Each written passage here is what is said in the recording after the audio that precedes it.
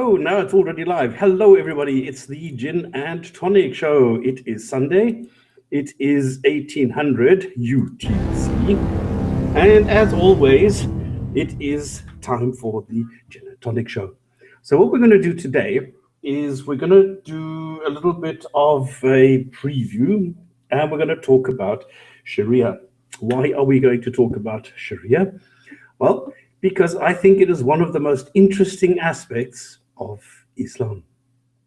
Okay, the way that it works is we first do some definitions, we do video of the week, misconceptions, news topics, and then finally a hadith of the week. And I'm hoping that Alasa will be here today, a little bit later, to give us his version, because he always comes with the most amazing hadiths. So I'm hoping that this is going to be the case today. Now, I always need to somehow explain this, because this is, I suppose, my favorite hobby at the moment. Atheism. What is that?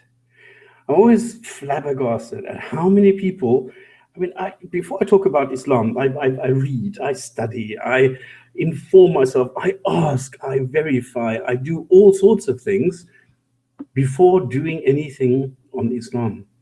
And yet people talk about atheists and have no clue what this is. This is always so strange for me.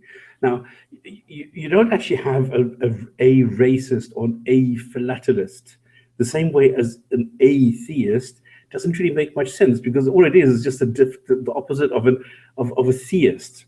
So first you need to go and explain or define what the theist is before you can actually say what an atheist is, the opposite of a theist. Now, the way that I explain it is actually quite simple. And that is, I don't have a belief in gods. I don't have a God belief.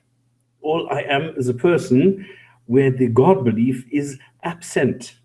There is no God belief. Now, this does not mean that this is a belief in itself, because I don't believe. And the other thing is, if I don't believe, I don't really associate an action with this belief. If there is no action associated with a belief, how can there be an ism? So there can be no atheism. And this is what, in my eyes, is absolutely, perfectly, totally clear. So I don't understand why people still come up with this atheism and that it is a religion in itself, it is a belief. No, don't make any claims. I don't say there is no God, not as an atheist. So there is no claim being made, there is nothing in this form. So the human plus the God belief is a theist, and the human without anything is just a human being. So there we go. So we're just looking at somebody who does not have a God belief, and this is me. And because the theist is making the claims, and the claim is that there is evidence for the existence of a God or gods or whatever your personal belief is, the theist has to provide the evidence for this claim, and not the atheist, where in my case, I'm just patiently and passively waiting for this very evidence, whatever this may be. Now, why are we talking about beliefs, and why are we talking about Islam? Well, for me, I'm trying to educate and I'm trying to inform. I don't try to bash indiscriminately, and I'm definitely not bashing all Muslims. Muslims are better than their God, but the others still exist. And what we're trying to find out is, why do these others still exist? So to understand this, we need to take a look at Islam. What is Islam? Now, Islam is a little bit different to other God belief systems, because others are trying to, provide a, let's say, spiritual backdrop and a spiritual incentive, whereas Islam tells people what to do here and now. And this is why we're going to talk about this today, because the rules and regulations on how to behave today and now is known as Sharia, the path, or the rightly guided path, or whatever you want to call Sharia. So if you look at Islam, you will see that it gives you rules which are reminiscent of a ministry, of a war ministry, a commercial ministry, a finance ministry, a justice ministry. I mean, it tells you how much people inherit. It tells you what the punishment is for certain crimes, which, well, they're not crimes, they're called sins and things like that. So it's very much a political ideology. And because the whole basis is very much around the people, around the Muslims, it's a social aspect, and that is why it's a socio-political ideology. And the problem with Islam is that it teaches, or it tells Muslims that they are better. They are the superhumans, the super, and this is where it gets quite funny, the super sort of race dominating this planet. Or group, I don't know what you can't call it a race. So it has to be the super group dominating the entire planet, where the Quran says that Islam is the highest religion and better than all the others. And it's going to dominate all the others. And that's the way it goes. And the whole thing is based on the interpretation of a book, the Quran. And because the Quran is so vague and ambiguous, the interpretation of secondary texts, the Sunnah. And this is where we get to the Sharia that I'm going to explain just now. So we get to the video of the week, which, okay, I decided that I'm going to choose Secrets of the British Sharia Council. And this is what prompted this topic for today. Because there's a video, I'm going to put the link in the description box underneath the video later on, because there's 4 deluded black bags, animated black bags. So I suppose there's people inside there, and they've been given female voices, and these female voices are lying about reality. They play the victim card, and don't just watch a couple of minutes, all right? Otherwise you're going to lose your mind. And the whole thing is, I think, 17 minutes or something, and it demonstrates the shortfall and the shortcoming of Islam in the 21st century. It simply does not make sense. And it's on a channel called Islamica. And of course, comments and ratings are disabled. So this is just, if you really want your level of frustration to go up, go and watch this. And I find this is an excellent example of how women are being brainwashed, how they are being told that this form of life that they are living now is going to lead to a reward. Otherwise, their life does not make sense. And this is why they go and sit there completely covered. You can't see who's talking. You've got no idea where these voices are coming from. And that's it. It's absolutely inhumane what I saw there.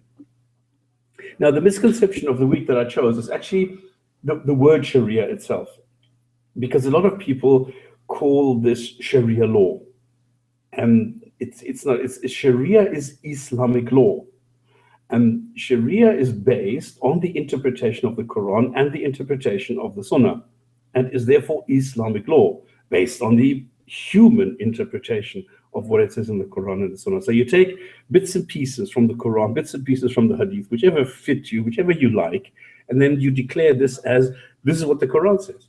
This is what the Sunnah says. This is what the Prophet declared to be valuable for you. And therefore you need to do it. And 5101, don't ask questions which, if they were answered, would cause you a headache. So don't question anything, obey. I think I counted it 136 times. It says obey, obey, obey in the Quran. So people think that Sharia law, and I see Muslims doing this, and this is quite funny for me when they say Sharia law. Sharia is the law. Sharia is the interpretation, but there's no such thing as a book called Sharia. So there is no such thing as one single version of Sharia. Like, for example, the stoning of an adulteress is not handled the same way in all the different Sharia regions. So it depends, number one, on you have this jurisprudence, this Arabic word with the fiqh, and you have the ulama, the various people who talk about this, and they have to come to something they call ijma, which is some sort of a consistent agreement that most of the people have. but you still have different versions. And the funny thing is that it's up to each Sharia judge to go with a specific region, to go with a specific madhab, to go with a specific ruling or not. That's why you have so many different versions. That's why you have so many different versions of the of the Sharia. I heard a different interpretation of the definition of Sharia recently. Somebody described it as the river, the flow. So when you practice Sharia, you're trying to be like Muhammad. You're trying to do the flow of progressing to God. Exactly, yeah. So it's not really law as such. And this is why you have the individual judges who will do their own ruling and who will have their own interpretation of what to do with a specific sentence. This is exactly, it's a good point you're making here, exactly. So, yes, the river does flow in a specific direction. And I like this analogy, actually. But you can divert it, and you could look at the outside of the river or the inside, and you can take different paths on this river, and it will still get you to the ocean or whatever reward you It's deem. quite funny the difference with Christianity. There's actually verses in the New Testament that tells the bishops beware about teaching people, because if you start teaching people and you get it wrong, you are going to be 100% culpable in Mm. to God's decision if you go to heaven or hell or not. Yeah, and the same thing is in Islam. That's why if you go to somebody, what you will find, ask a Muslim, and they will tell you, I will not answer this, let me get the Imam.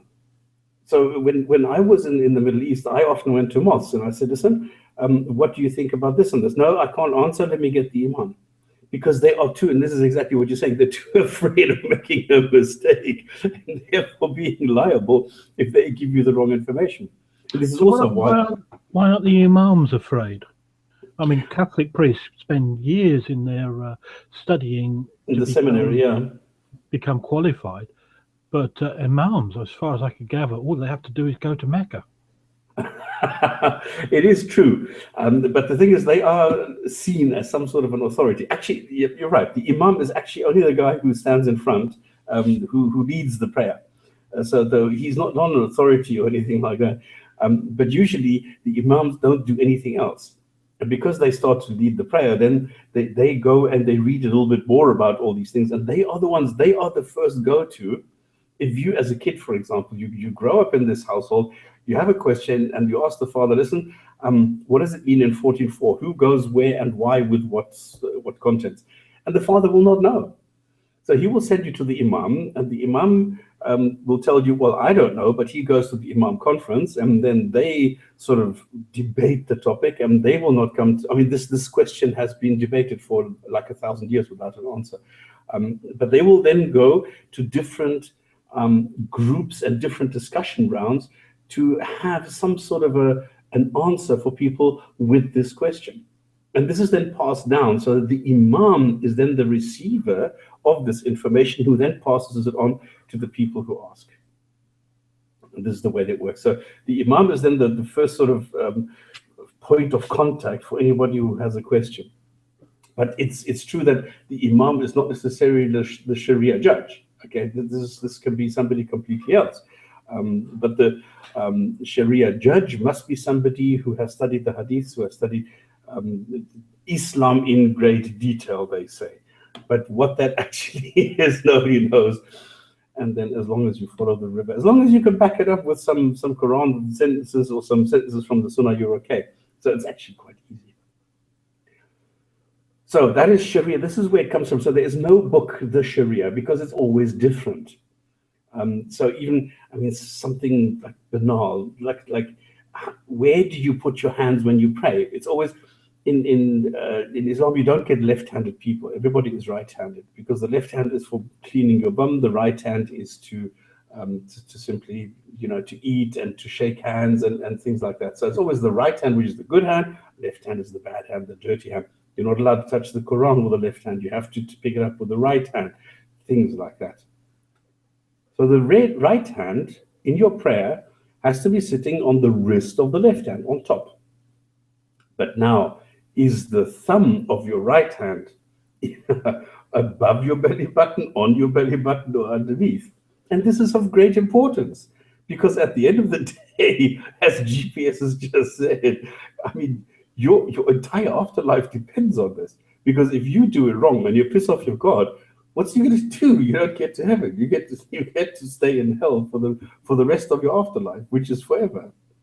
So Yeah, but I don't think most of us are Muslims really pay. that concerned about whether they put their thumb here, there, or anywhere, as long as they're not putting their thumb on an axe to chop your hands off. I mean, that's sort of like where the West has a problem. And indeed, many Muslims, when you listen to them talk about social values, quite a lot of them don't agree with what's actually prescribed by Mohammed as appropriate. They don't. They probably prefer to be put in prison for a crime than having hands and other amputations performed on them. And it is quite weird if you think about it. I mean, if your life, if your entire afterlife, the value of which, whether you go to heaven or hell, depends on the position of your thumb while praying, it's actually quite amazing, and especially since then the different madhabs, the different legal regions have different interpretations. So there are different versions of how many times you should pray, and whether you can combine prayers for 3 prayers a day instead of 10 prayers. A lot of them say yes, and a lot of them say, well, if you can't really pray towards Mecca, the concept of the prayer is the important thing. So it's quite strange how they're saying it's very strict, and you have to pray towards Mecca. But if you're in a car, if you're in a bus, if you're in a plane and you can't establish the direction of Mecca, then it's okay to pray any which way. So what's the entire point? You would think that there's a surefire way of knowing this if this is of such importance. And does it really matter? I mean, if they like science as much as they do say they do, the scientific consensus is if you travel directly in one point, you return to where you started from eventually. Yeah, Therefore, no matter where you face, you're going to be facing Mecca. I need to finish my Mecca video because I started a video and Ike made this beautiful animation for me, and I haven't finished it because it's Mecca, where art thou? And I demonstrate exactly this. The funny thing is, there are different ways. Like if you're sitting in a village in Canada, you're exactly halfway. So do you go via the equator? Do you take the rum line, or do you turn right or left, or which way do you go? Because there are different options available for you. So there's 3 different directions you can go. And this is now why you have these imam conferences, because they go and they look at the globe and they send 150 people to a conference to discuss exactly this. But what about the other Mecca? I mean, from what I can gather, there's actually 2, one that's on the Earth's surface and one that's like long way up in the air. Which one are they praying to? The one up in the air or the one on the ground? No, for the human being, you pray towards the human Mecca on the planet because it's a flat Earth. I mean, the Quran thinks it's a flat Earth. So if you are somewhere, there's only one way to go. This is the direction of Mecca. It gets complicated when you're on a globe, right? The other thing is that okay. You've heard about the one that's up in the air, haven't you? Yes, and this is if you go by the Quran, it's like 50,000 light years up in the air. It sits directly above Mecca. Now the problem with that is the Earth is spinning, and it has a certain speed. And if you have an object 50,000 light years above Mecca, it would be spinning. And I think I worked it out one day. It's 28 times the speed of light. That's how fast the other Mecca, the Bait ul, I can't remember the Arabic name. The house of God above Mecca is spinning. So none of this makes any sense. It really only makes sense if you're on a flat Earth and Earth is stationary. Then it makes sense. Otherwise, it does not.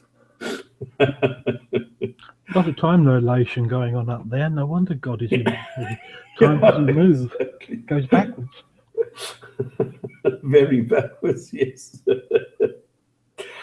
Okay, so this was the misconception and trying to understand Sharia, that Sharia is not a fixed thing, that it is based on human interpretation. Now, the Quran is so vague and ambiguous that you need to interpret the Quran.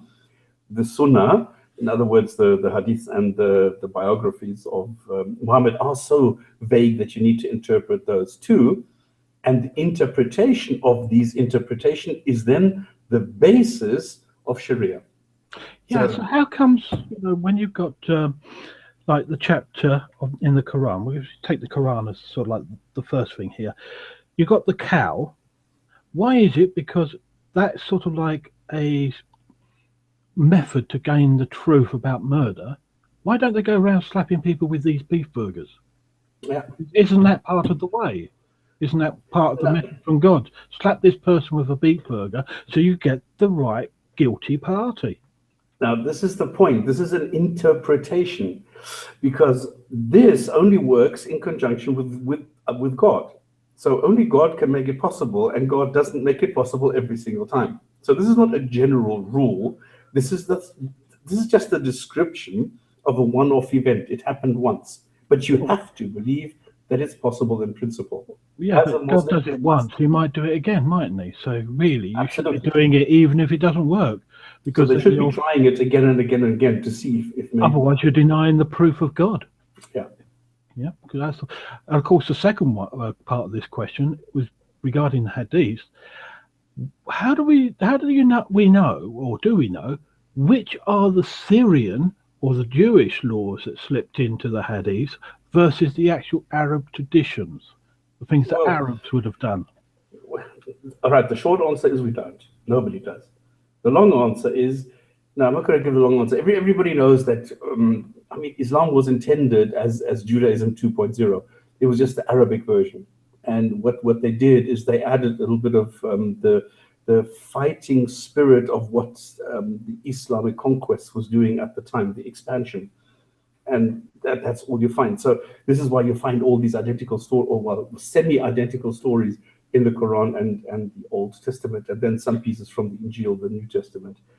But in general, a lot of these rulings, you don't have all 613 laws that you find in the Bible. You don't have all of those in the Quran, but a lot of them you do. So this is something that you just, it's a fact. Okay, you can't have chapter 12, which is a one-to-one copy of what happens in the Bible, where the guy gets chucked in the well by his brothers and then goes off into Egypt, becomes one of the main guys there in Egypt, and then the brothers have to go and beg to him, and then he is so nice to them. The whole story you can find in the Old Testament, and then it's the only story that you can find in the entire Quran which makes sense and which is chronological, and you get the story from beginning to end. So I didn't know there was a punishment of chucking people down the well. As a pussy, I'm quite worried about people joining me down the well. I would be too, indeed. Yeah. No, I was thinking, when you look at Judea, it was King Saul who was fleeing away from a battle, who ran into a tree on his donkey, and he got hung by a branch, and that's why hanging and crucifixion became sort of like a very bad thing. It was disowned from God if you got hung on a tree.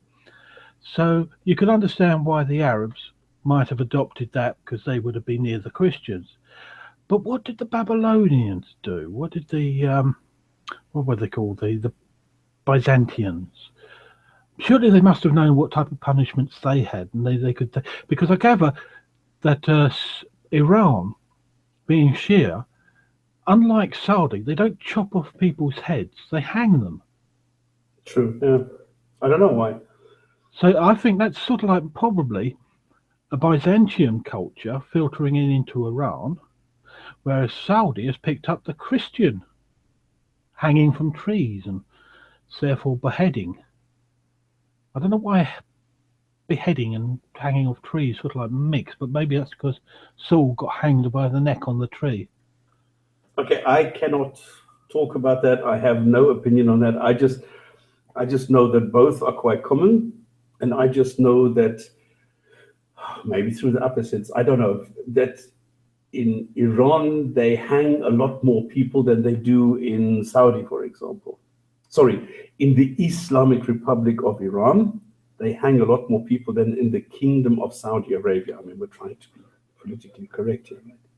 Yeah, there's obviously a religious split where the two different areas geographically have grown separate from the common root. It could well be, but I do not know. So going back to Sharia, we have political Islam. I've just explained why it is political, what makes it political.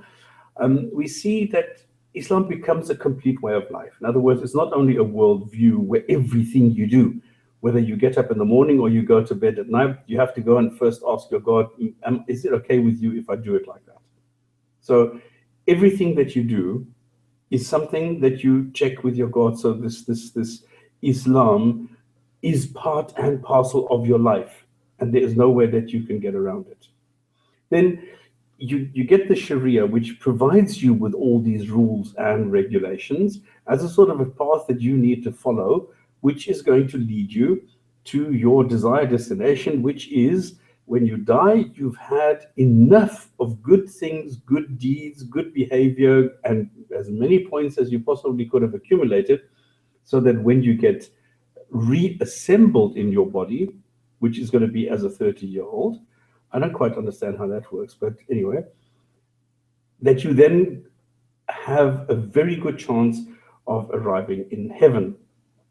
Well, heaven, what an Arab man of the 7th century would deem heaven. For me, it's torture. I would go crazy only having virgins and sipping on wine and things like that. Come on, no internet, no Wi-Fi, useless. Anyway, so this is the way that it is It's seen. not going to be very much fun for the women either, is it? Having their hymens resewn every night. I guess the first time is pretty painful. But do you know that there's actually people doing this in real life? This is one of the most popular operations, or one of the most popular surgeries being done to women, and that is to to sew up the hymen and pretend they're like they're virgins. This is quite amazing. Yeah, they like to be able to say you were the first, sort of thing. It's very cultural. And then you get these values. I never met one outside of school. What, a reconditioned one? No, a virgin. I never met one. I mean, they all lost their virginity by the time they left school where I went. Oh, okay. I was very busy in those days, so I came across a couple. Yeah, it was quite surprising. I knew this was in the Islamic Republic of Iran, and in the Islamic Republic of Iran, girls were quite keen to lose their virginity to foreigners, and since I was a foreigner, then I had good chances there. Was it so they could get the passport, the green cards? No. In those days, it was not like that. Yeah, no. It was just built-in curiosity. Introverted Smiles has had a few ladies come on to say they were married for the green cards. Oh, okay. No, in those days it was not like that. It was curiosity, and because I was blonde and had long hair, so I sort of stuck out. So, this was this. You always want the opposite of what it is that you don't have. So it was sort of like they were so infatuated with Mein Kampf, they see somebody with blonde hair, instant love. Oh, I had lots of men pinching my bum. Please, I mean, make no mistakes about that. I mean, if you walk around in Tehran, downtown, that sounds more like Turkey. No, well, I mean, no, Istanbul not so much. Ankara, yes, but Tehran was. Well, they just like slapping a bit of olive oil on you.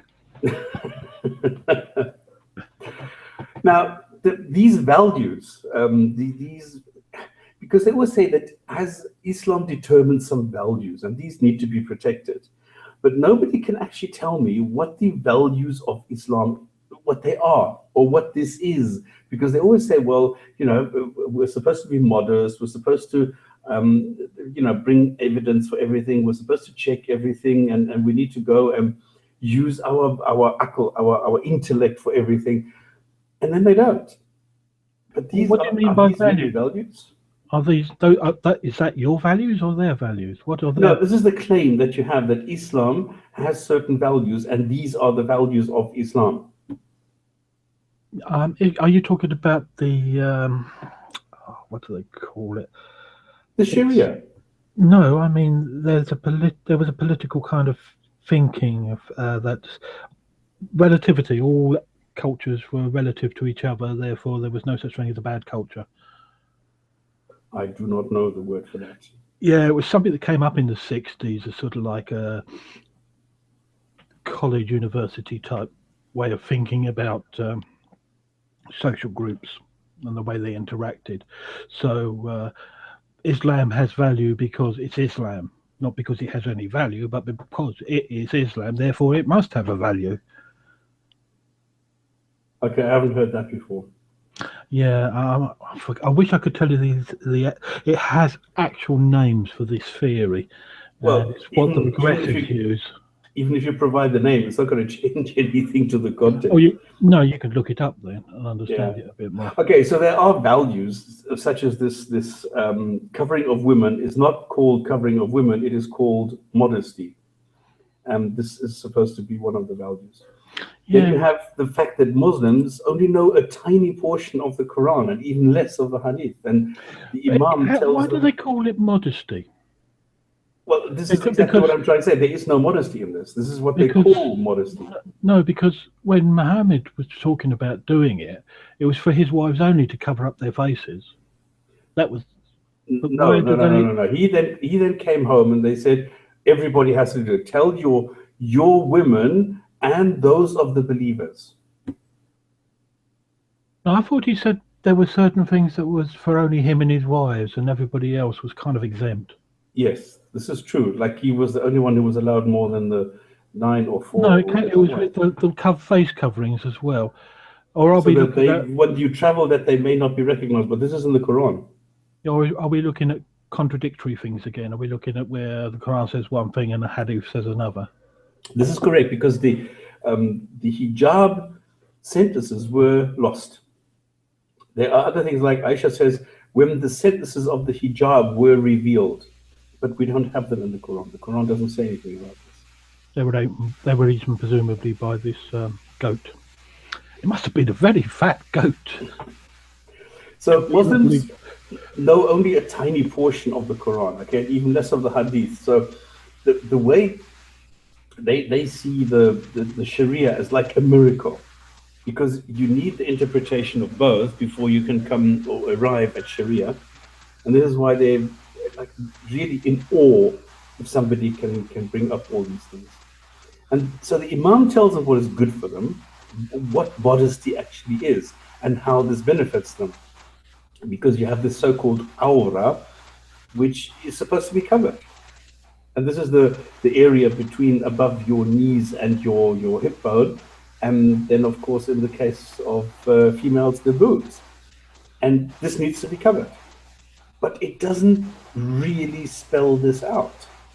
So it is assumed that people knew already what areas needed to be covered because they didn't have nudist beaches or something like this. So then the Imam goes and determines this.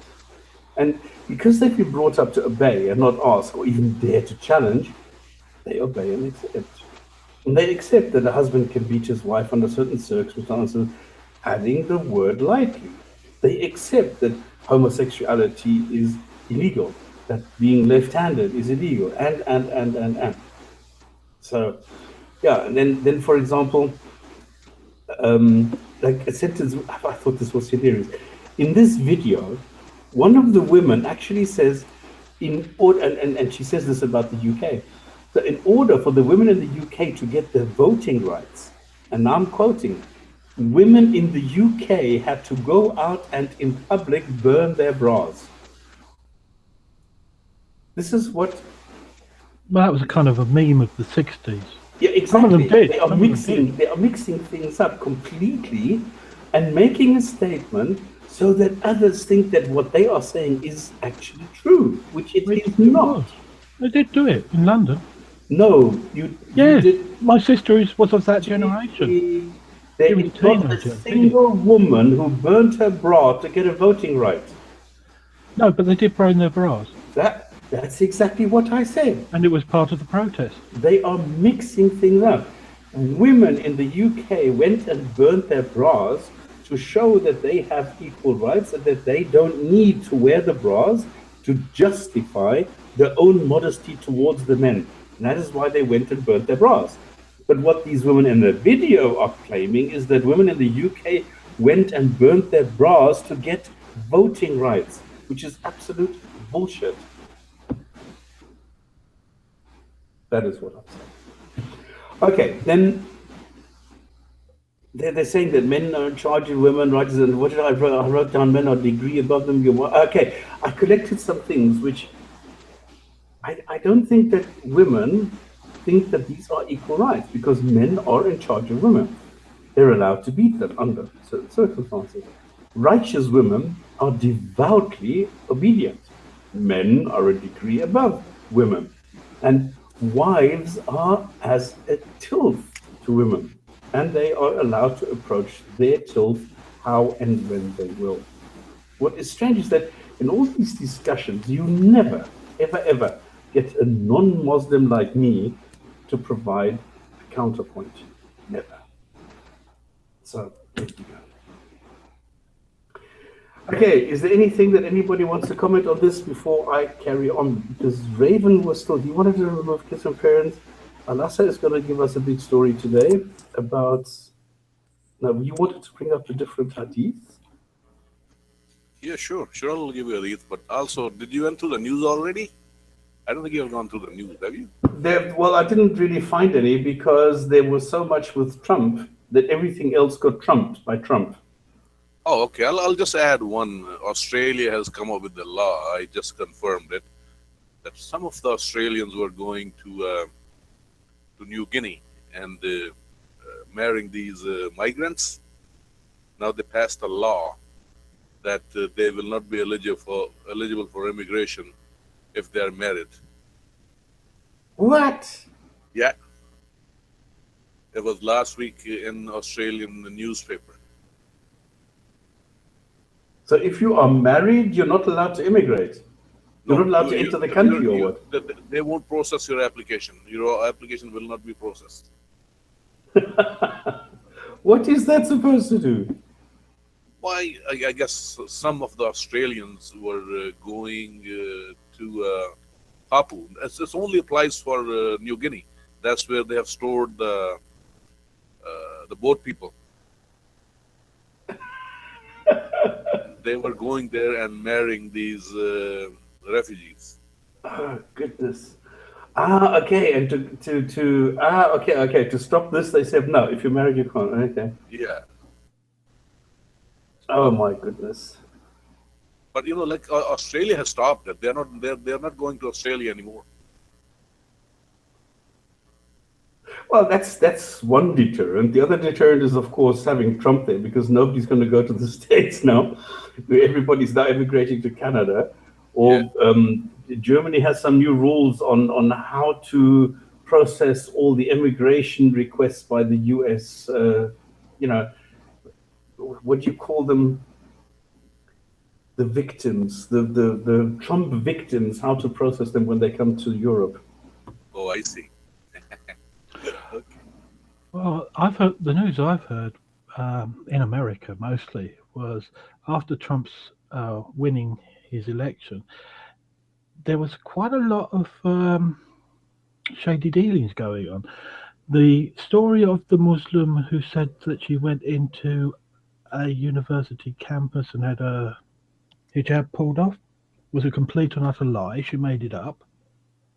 The person who put out the Nazi flag, that was a complete plonker who put up the Nazi flag because he wanted to show what it would be like under Trump. He was actually a Clinton supporter.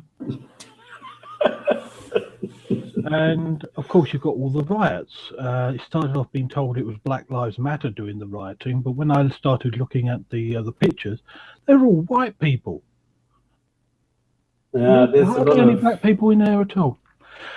And probably the most important of news I heard was today on the radio. Majid Nawaz had Trump's transitional foreign policy guy in the conversation, And it seems, as far as Islam goes, there's going to be quite a few policy changes that might be going on with Trump. He's not really going to adopt the Bush and the Obama way of dealing with Islam. There's a good chance they're going to look again at the Iranian deal. There's a possibility, but it's not official, that they might be looking at the Kurds. Okay, but why are people speculating like No, this is now? the guy. This is the guy who will advise Trump. Yeah, but okay, what does that help? Why does it help?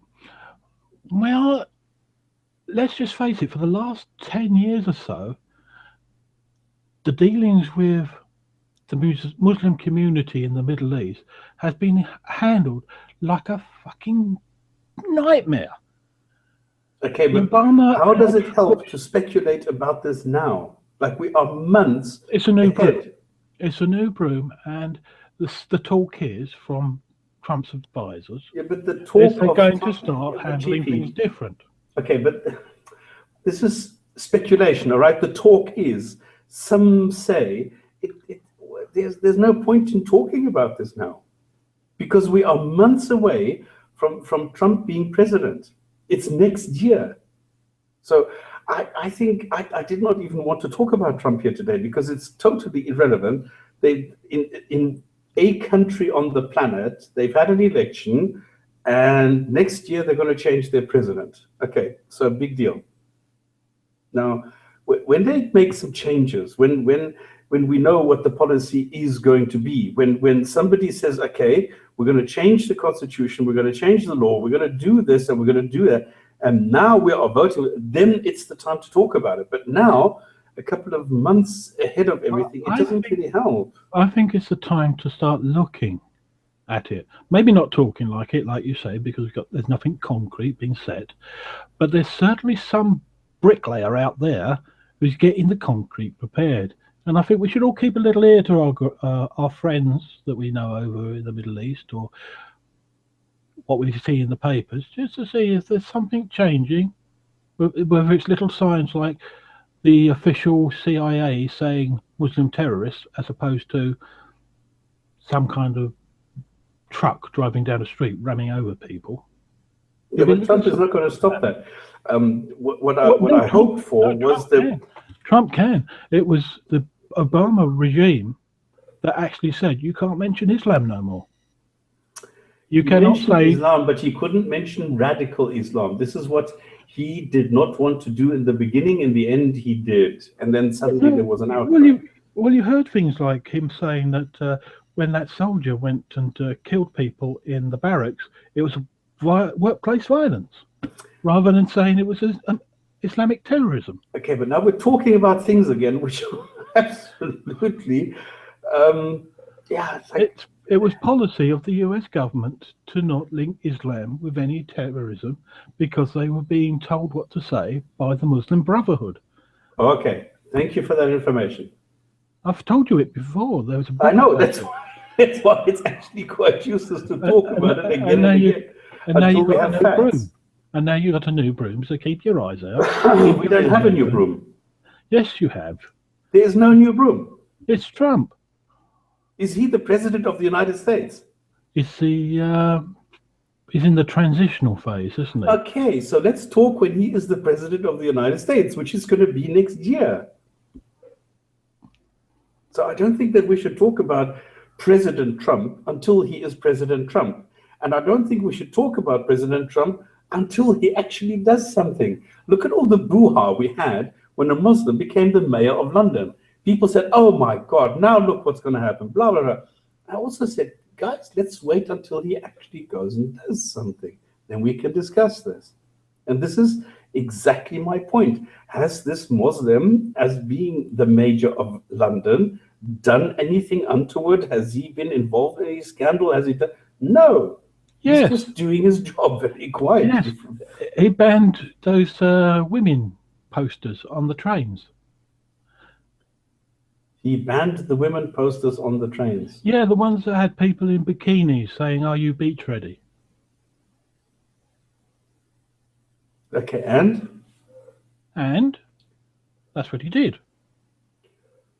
Okay, is that Islamic law? Well, some people have actually said it was. It's part of Is this it? modesty. Is it It's part of this Islamic law? modesty. No, it's No, not. modesty. Some people have said he did it because it was immodest women, pictures of semi-clad women, and it was upsetting the Muslim community. That's why he did it. That's what some people say. Other people say it's because of fat shaming. Okay, so people say this is. Come on, let's stick to facts. We can't read his mind. We don't know what triggered him to do it. We just know that he did. Exactly. So why do you talk why he did something if you can't read his mind? I mean, we've got another Muslim. He's oh no, it's still in court case, so really can't talk about it. So let's forget that. Let's forget that. Brilliant. I was actually hoping we wouldn't talk about Trump, because the only thing about Trump, which I find brilliant, is that I'm glad that he got elected. After 6 months, they're going to impeach him. And then the Spencer guy is going to take over. They're going to impeach him after 3 months. And then after 1 year, the United States of America can have a real election where they're going to have knowledgeable people with some real background behind them, and not two clowns or this Clinton woman who I think is a raving maniac. Oh, so, you're just a Bernie supporter, aren't you? No, I don't support anybody. I just know I was not convinced that, what's her name, Hillary Clinton and Donald Trump are the two best people that the entire country of the USA was able to put forward as candidates for presidents. But they were. Well, if those were the best two people, then I'm sorry. Anyway, this is my personal opinion. I think other people would have done a better job, so that's it. But I don't think that we should talk about American politics here. But haven't you heard it on Bill Maher? He said Americans are full of idiots. This is true. Anyway, so what do we do in Islamic law? What does Islamic law actually contain? Does anybody know any examples of what Islamic law actually says about things? Is it really inhumane and barbaric? Is it really the best of the world for Islamic families? Is it the best for mothers? Who knows? Does anybody know anything about it? Well, Islamic law is part of it. Is you're supposed to obey the law of a foreign country, aren't you? Until you can overthrow it. Well, some people say that you only use it to diminish it, to kill it. Well, that's the Muslim Brotherhood, isn't it? But I think Muhammad was saying to his followers, go forth, settle in other lands, obey their laws until you become a real big majority, and then get rid of him. Take over, implement Sharia. Okay, I only know the part that you cannot follow human law if there is contradictory God law. How do you define God law? That's a good one. I mean, I had this conversation with that funny chap who came onto our show a few months back. Do you remember him? The one who was the Qur'anist. Oh, yeah. Yeah. And I mentioned to him about the fruits of the Spirit. Do you know the fruits of the Spirit, Galatians? No. Yeah, it's the book of Galatians chapter 5 verses 22 around there. And I said to him, well, what about the Quran, what about Sharia law and the Galatian fruits? What parts of the Sharia law can you look us to the fruits of the Spirit and say, well, yes, that's obviously a law full of love and niceness and fluffy bunny rabbits. And he never got back to me on that one. Never got back to me at all. Oh, by the way, if anybody has a question like that, next week, the Jinn&Tonic show is going to be a little bit different because it's going to be 4 hours earlier. And it's going to feature Rob and Ike, who are going to be live streaming from Speaker's Corner. So unfortunately for the US, it's not going to be in such a cozy time. It's going to be early in the morning for you. But you get to ask Muslims live on the air questions in Speaker's Corner in Hyde Park in the UK in London. It's going to be from 2, in other words, 1400 p.m. UTC until, I don't know, 16, 17, depending on how long we're going to do it. It's going to be incredibly interesting because this is the first time that I know of any show doing this, that you have people roaming and roving and running around the country, speaking to people, and you get a chance because they're going to be hooked up to the show. So there's going to be no hangout here next week, okay? So you can only go to the live stream, and you can then quickly type a question or something, and I will pass this back. Otherwise, we're going to have too many people talking to each other. So it's going to be only Rob, Ike, and me talking live to Muslims in Hyde Park in Speaker's Corner. Spam. Next week. Next week. Oh, sorry, it's going to be pissing down with rain. Oh shit, that's a pity. Yeah, Yes, look at Sunday. the range for. You do it on a Saturday. Sunday. Oh, Saturday's mostly cloudy. Sunday's pouring down with rain. Poor Ike. He's going to be wearing his jacket. I swear by the beard of the Prophet, there is no God. Spam, can I ask a question? Sure, go. How many ex-Muslims do you know? How many ex-Muslims do I know? Personally, you mean? Or do I know of? Like No, that you know personally, or that you know via this forum, this godless channel. Well, I mean, if you take Introverted Smiles, for example, or ex-Muslim, or all these other people, there's hundreds.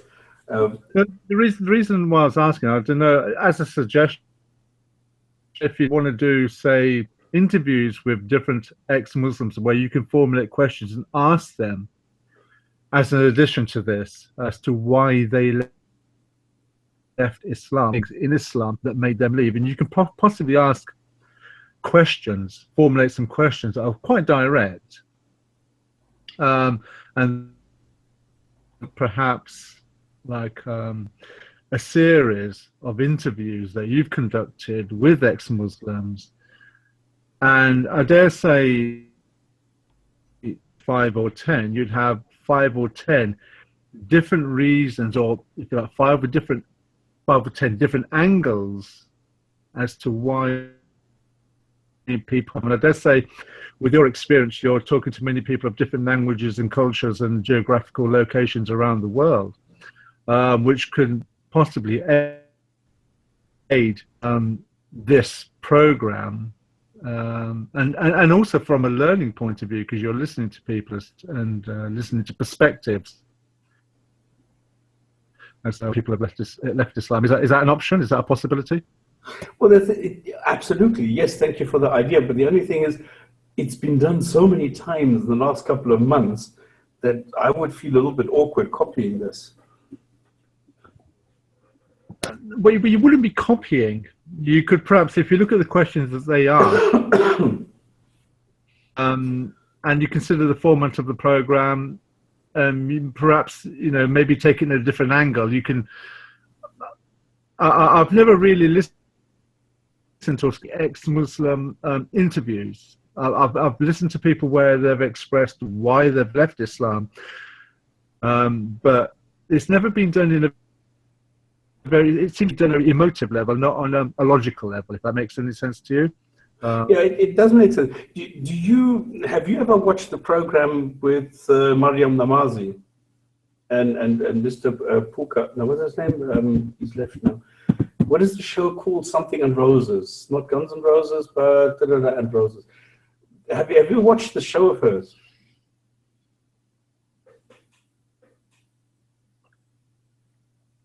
Hello? This was a question to Thunder. Sorry, I didn't hear the question. Have you watched the show that Mariam Namazi does with Mr. Puka, I think it was, who has left now, and she's only doing it on her own. Something and Roses. No, I haven't. Okay, she's been doing that for years, and she's had, because of her involvement with CEMB, with the Council of Ex-Muslims of Britain, she has managed to get, I think, dozens of people on camera saying, okay, this is my personal reason, this is my personal reason. Then Introverted Smiles has done that. Then Ex-Muslim has done that. Brown Bunny has done that. There's a lot of people that have done exactly that. So there are hundreds of videos out now which give you so many different attitudes, so many different aspects, so many different viewpoints, so many different trigger points where people say, well, it was logics, it was the brutality, it was this, it was that. So everybody has a different reason, ultimately, why they started doubting Islam, the texts, the implementation, the intention, the existence of this God, and the inconsistency between all the different things. So there are so many different viewpoints and so many different approaches why people leave Islam. Okay, I hadn't actually seen any interviews as such. As I've said, one of the reasons I thought that it would have been possibly more advantageous for yourself is because I've listened to your shows before for a little while. The way you talk and the way you analyze and the way you ask questions are quite provoking and probing. But at the same time, since I've channel and liaising with you as such, discussing, I find you quite humble as well. In as much that you're quite, you show humility. You'll step back when you don't understand something, or when you're being corrected, which I don't find very often with people. Hence why I thought the suggestion was may have been something you would come with. Oh, that's nice to hear. Yeah, but I've actually done a couple of those, and there are so many that, like I said, the idea is great, but now because there have been so many in the last couple of months, that I would feel a little bit overwhelmed doing some more, then finding other people, and then, you find that these people get quite tired if they get. We had, what was her name, from San Francisco. She got interviewed by was it Aaron, and then it was Thinking Atheist, then it was somebody else, and then we also had her on the show here, and she also explained this. So we've had ex-Muslims here on the show explaining why they were ex-Muslims. Why can't I think of her name? Come on, this is impossible. Why do you not understand? Why do people forget names? And I mean, I've had her on the show. I've spoken to her for quite extensively, and then I forget the name. It's unbelievable why people forget names. Why this name memory somehow is developed in different intensities, I think, with different people. Now, in the business environment, I've been trained that if you introduce to somebody, you immediately create an association with that name. Then you're more likely to remember the association, and then through the association you get back to the name. But Ayaan Hirsi Ali, no. I think we've had her on the show as well, but that's a long time ago. Okay, I can't remember. So anyway, she's an ex-Muslim. And she just arrived in the US, and she's just done some speaking there, and she's only just started like 2 years ago maybe, and then a year ago she was here on the Jinn&Tonic show. Okay, but if anybody, I mean, if you know anybody, then please, I love when people say, okay, yes, I've asked so and so to come on the show, and they actually do. It's always brilliant. Okay, if anybody has that, please feel free to invite them. It's always better to have people here on the show who are able to articulate themselves, because I don't think, well, no, actually no, because we've had people who couldn't, who've still been on the show. Anyway, but it's always nice to have somebody. So, logic speculation, Ayaan Hirsi Ali, no, and that would be a huge guest to have on. I think we've had Ayaan Hirsi Ali. Hina Woodboy, Huda Ace. You're a star, man. Yes, as you've got a memory. Huna Daboy, something like that. Exactly. This is the girl we've had here. Brilliant woman. And really, I think she's actually from Pakistan. And she came and she gave this wonderful story how everything happened and blah blah blah. And excellent. I loved her really, because she was so nice, and and so, so humane. It was brilliant, excellent. All right. What is next? We're talking about Hadith today, and the big announcement is we're going to have a live show next week, which is the first time that we've ever done this, and I don't think anybody has ever done this before anyway, to get a live streaming show, which is streamed via Hangout into a normal show, and then goes into Speaker's Corner to talk to some Muslims live. It's a pity. That I hope GP is wrong. I hope it's going to be brilliant sunshine, golden November day, and that there's going to be lots of Muslims around who are dying to get in front of the camera. And it's going to be interesting. It's a pity we didn't come across this earlier, because the whole thing was sparked, I think, by Rob from Speaker's Corner UK, coming on and saying, yeah, No, actually, it started with him putting videos out, and then I started commenting on that, and I said, well, don't you want to come in? And then he joined here. This, I think, triggered Ike, who said, I need to go there. I need to record this. This sounds like a lot of fun, because if Muhammad doesn't come to the mountain has to come to Muhammad. So if people don't come to the Jinn&Tonic show, then the Jinn&Tonic show has to go to the Muslims. You see, that's the way that it works.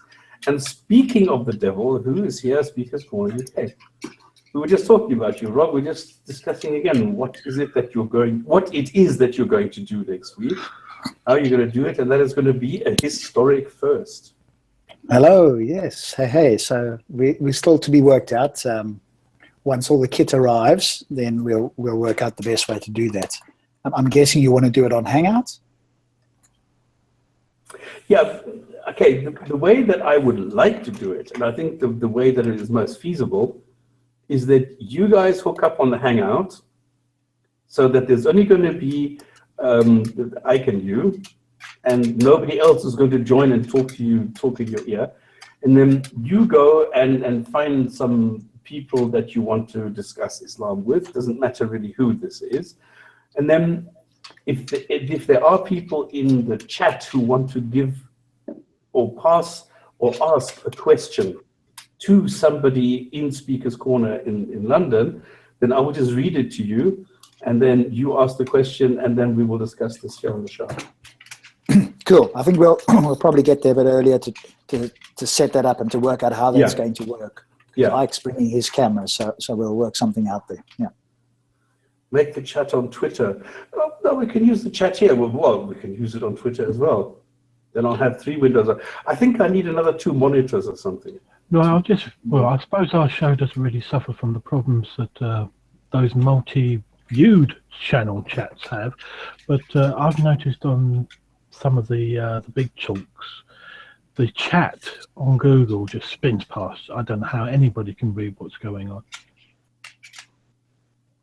So if you had chat separate on something like Twitter, you would probably just look at your own tweets and say, oh, right. Well, yeah, we can do that. We can create a hashtag, Robike, Robot, the robots. Or you can make a separate email just for the show, couldn't you? So they could be delivered. No, you just make a hashtag, and just everything that goes there just carries the name Robike Speaker or something like this, or SC or whatever. And then we know that anything that belongs in there, or our Speaker's Corner, exactly, because I don't think these exist. You just created it. Okay, our Speaker's Corner, there you go. So we have our own hashtag, so all you need to do is include our Speaker's Corner, and then I'll just filter it through this one. Wouldn't there be Wi-Fi? Lame dictator, thank you very much. I'm the lame dictator now. Yes, I'm too good for words. Wouldn't there be Wi-Fi there? I was listening to last week's show and I was thinking, that's London. Won't they have Wi-Fi? That would make your broadcasting quite easy. Yeah, I wish they did. That might be something for the Royal Parks to initiate, but apparently they're very weak on Speaker's Corner. Lights have been out for like 6 months or something. They didn't replace a light, so getting a Wi-Fi connection or better lighting in there for winter doesn't look likely, but I'll give it a go and see if there's anybody I can speak to. Also, did you find out whether Speaker's Corner is actually owned by the British anymore? Because a lot of parks in London have been... No, it's true. A I lot of thought the parks in Muslims took London over.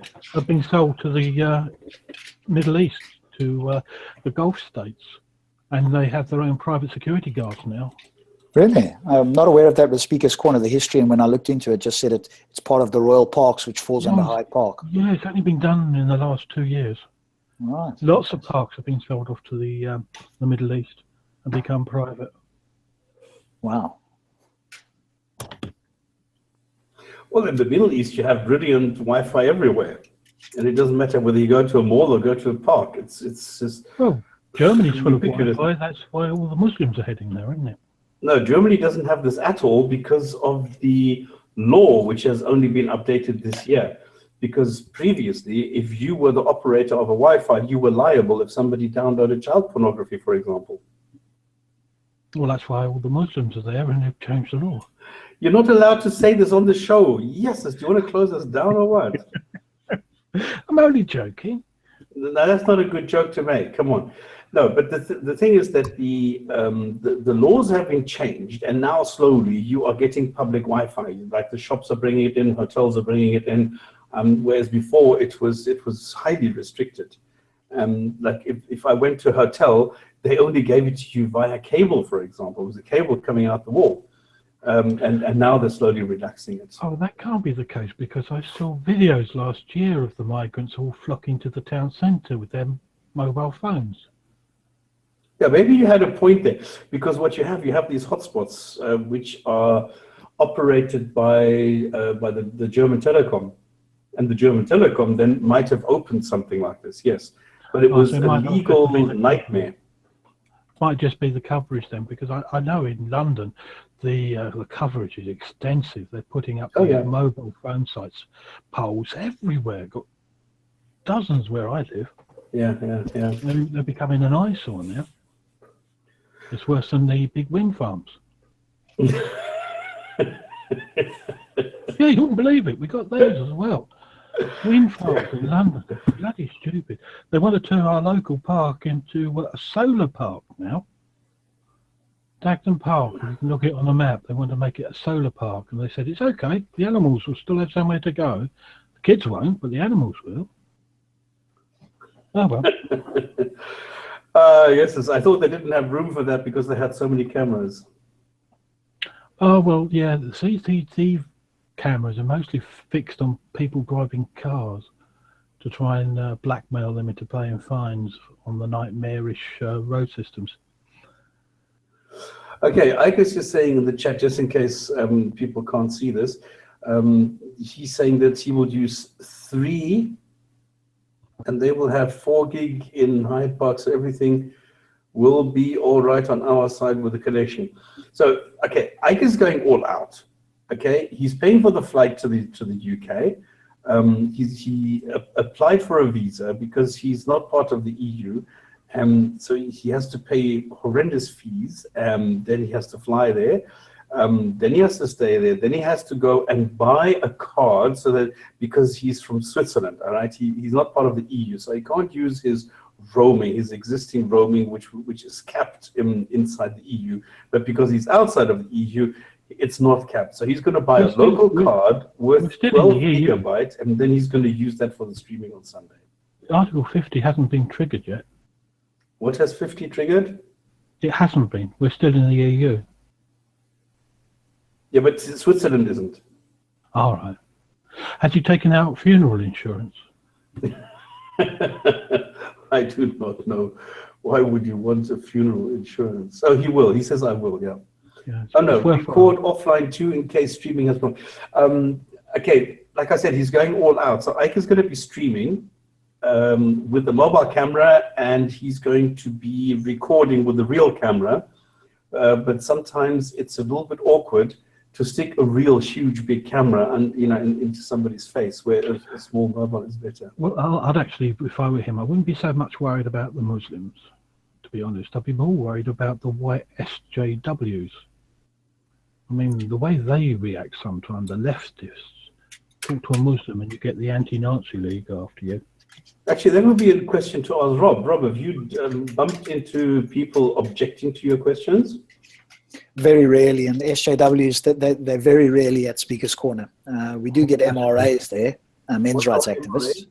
Men's rights activist, which I actually wholly support. If you look into it, I would have could consider myself a feminist maybe 3 months ago, and then I started looking into it and what it's become for some of its most outspoken people is no longer equality for the sexes. It's that's the word they use, but in fact it's let's have it all for women. So they don't.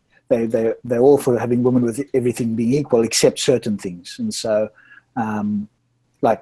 rights for children, the same jail time, the whole wage myth gap. If you look into it. They got conscription though, didn't they? And they were well pleased about that. They can now be called up. Well, the only thing that I still support wholeheartedly is free the nipple. Yeah, they probably wouldn't like that. Because we get very few of those. I don't, if somebody doesn't want to answer a question, they just don't answer the question. It's not a big deal. I've seen pushing and shoving maybe 3 or 4 times in 6 months or 8 months, however long it is. So it's rare. And then people, including Muslims, whoever's there, will step in quite quickly, because obviously, if there's any violence there, then that reflects badly on the corner, and they can put restrictions on. So nobody really wants that. So if anybody does sort of attempt any violence, they quite quickly, put down. Yeah, I've seen some heated guys, and then others come in and say, "Listen, whoa, don't insult them, don't play into their arms and things like that." I'll also obviously I'll record. I've got more than one camera, but I'll bring an action camera, and then between Ike and I, it just depends. We can film separately, or we can film each other. We'll work it out on the day, and we'll have multiple cameras there. So whatever we don't do live, I'll put up on my channel, and I can put up in whichever way if he wants to. Geez, we can have this in 3D. Sorry? We can have the faces in 3D. No, not quite. Not quite. I've got the action camera. I could stream from the mobile phone. I think Ike is going to use his camera and then link that somehow to one of his mobile devices as a hotspot. Well, he wants to use 3 different devices. So one for the video, one for the streaming into the Hangout, and one for offline. You can. It's obviously I go there quite a lot. So for me, I want the smallest amount of kit, because I've taken bigger kits and it becomes quite painful to lug around, and to put. If you've got 2 people, perfect. Then you can bring any sort of kit. When you're a one-man band, it's rare unless you don't speak at all. There are 1 or 2 guys that walk around with DSLRs and a tripod, but they never get involved virtually in any discussions. They're just there to record conversations. But if you do want to be in a discussion and have a camera, that's where it becomes a bit more tricky if you're doing it by yourself. And that's what I'm trying to work out the best way to do for me. But I think for the 2 of us, we'll find a way that works, quite easily, because there's 2 of us there. But I've seen you with this one-legged, well, it's a bit stupid calling it a one-legged tripod, isn't it? The one-legged support and the SLR. Yeah, the monopod does work. I've got a monopod here, and it splits out at the bottom, so you can actually, it'll stand reasonably firmly, that you don't have to keep holding it now, which I can use with the action camera. Because the thing is, having a DSLR or anything else, what you really want is a camera with a wide-angle lens. That's the biggest thing. Otherwise, you have to move the camera left and right. So the action cameras, like the GoPros or the Sony cameras, or these little action cameras, can give you a much wider view. If you're not speaking. If you're speaking, obviously you just have to point it. You can't point it at yourself and the other guy, so you just, like I do, point it at the other guy. But if you're filming another conversation, then you want a wide-angle lens so you can get both people in, and you can keep the camera still so people can see both people, having the conversation. So you need a 360 camera. Well, this one does about 170 or something. That's more than enough. You can stand still close and get both people in. You might see Johnny, who's the one of the other guys that's got the little camera. I can't remember his what's his name on the show here? Nature TV Speakers Corner London. That's yeah, I've seen a couple of this. Yeah. So he's got the little camera, and then he's got to move it around all the time, because it's got a very narrow field of view. So if you stand close to people, you can't get both of them in. But again, if Ike has got a camera and we've got a wireless lapel mic, then he can stand 10 feet away, zoom in, or I can do it for him, and then you can have the conversation. People don't even know they're being recorded. Sometimes, you know, the Muslim guys will do that. They'll have the camera some distance away, and then the speaker will have a wireless mic, and he'll have a conversation. People don't even realize they're being filmed. But doesn't this guy who has this funny cylinder, isn't that just a recorder? And they later merge video and audio. The cylinder? Who's that? What's that? Hamza and Mohammed and... Oh, no. Abbas. What he's got there is a Bluetooth mic. So I've got one as well. He's got the bigger version. And so basically the other end of that plugs into the camera, and it just means that he doesn't need to have a pack on his belt and the lapel. That entire thing has got the battery, and it's a mic, and it sends a Bluetooth wireless signal to the camera. That's why it's got that little cylinder thing. I've got one, but a smaller version that's a bit more inconspicuous. It's just less kit to carry, because I've got, you know, quite a bit of kit. And, you know, if you go with a professional kit, then you've got to put a pack on your belt, you've got to run a cable up, and you can hear the cable noise, and it's just a whole, you know, you don't need that sort of heartache there, really. Right. You just need to have decent enough. Really, the biggest thing is sound. As long as you've got good quality sound. If the video is poor, it's not the end of the world. You know, I don't watch people always conversing for the full 40 minutes. I'll just, you know, listen to it in the background. So video isn't as important. Obviously, you want to see the facial expressions and stuff, but as long as you've got decent audio. The biggest problem is wind. That's the biggest hassle there. When it's windy, then it's more difficult to, you know, get good quality audio. What do you call these windsock? No, what do you call this? The fluffy... Yeah, so it's a dead cat. It's a windscreen. There's different names for them. I've got I remember the cat. Four of them. But is it called a dead cat? Yeah, dead cat. Just because it has all the fluffy bits and doesn't move. I guess somebody called it that. They are quite effective. They obviously come into their own when it is windy. If you take that off, because I've got a couple of those mics, you take off the dead cat and you won't hear a thing. It's like somebody's whistling in your ear. As soon as you put that on, it you know, kills the wind. So they're very effective. Because I've got on my proper video camera, I've got a Sennheiser, but for some odd reason, this thing disintegrated. It was rubbed to bits during transport some time ago. And then I had this I don't know what you call this fluffy wool. And I had my wife knit a microphone cover made out of this extremely fluffy wool.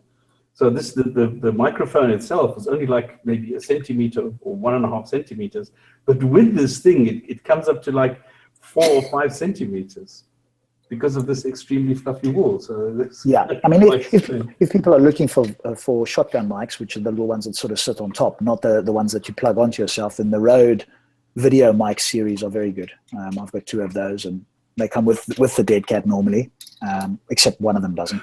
Yeah, now they do. Now they do. In the old days, they didn't. Yeah. A quick question for you on a separate topic. I want to speak to Mansour about this whole what happens with women getting divorced and this like 4 steps. And I remember you sort of deriding that a little bit. Maybe you can briefly, for myself or the audience or whoever, just explain your understanding of if a woman wants to divorce a man in Islam, what's the process there? It depends where she is. It depends what kind of a area she's in. Let's say the UK.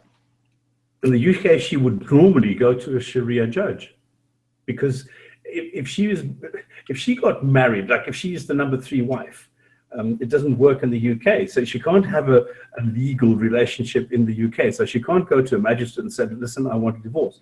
So she has to go to a Sharia court, and the Sharia court, the judge there, will then, depending on what his outlook is, what his interpretation is, will say, well, you need to do this, you need to do this, you need to do that. Either he's going to say, well, he's only hit you 5 or 6 times, so first go back and then come back after a while. Second step is that she says, okay, irreconcilable, I want to divorce from this man. Then the guy has to come there, and then he declares them as separated, and now the hardship starts, because depending on what the circumstances are, there are different rules for how much she needs to pay back, or how much she needs to pay back, or because in Islam, it's all in Sharia, it's a financial transaction with marrying a woman. So you need a contract. which regulates who is doing what and who marries whom, but also what the prices are. So a lot of this is down to financials. And then, of course, when there's children involved, it depends on who is normally it's the man who gets the income and therefore gets custody of the children, because he can then care for them and he has other wives to look on. Wow, okay.